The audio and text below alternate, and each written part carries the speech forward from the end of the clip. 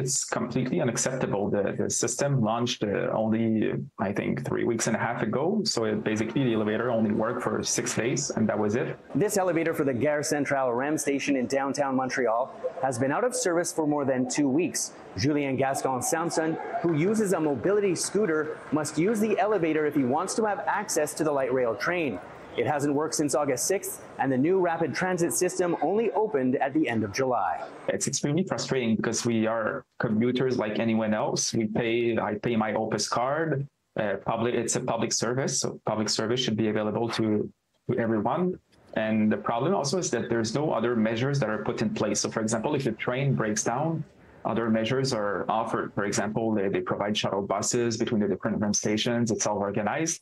But if there's an elevator outage, there's just no other possibility. Gascon-Samson also says he can't understand why the elevator was built without a backup. Why they haven't built 2 elevators, especially at Gare Centrale.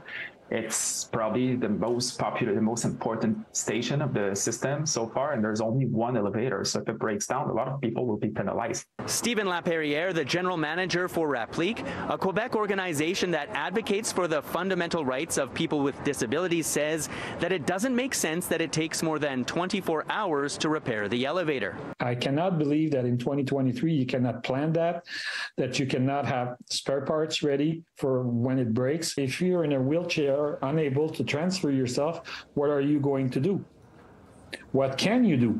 So the transit system operators have a responsibility towards those people, and they're not taking their responsibility seriously when it comes to that. City News Montreal reached out to the REM for comment on this issue, and they tell us that in the case of the Gare Centrale's elevator, a complex equipment failure occurred, and they will have to carry out some work to resolve the situation.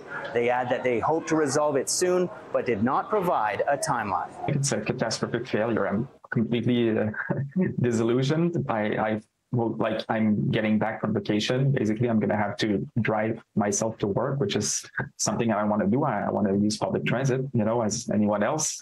I hope it gets fixed really soon, and I hope they really improve the reliability. In Montreal, Gareth Madoc-Jones, City News.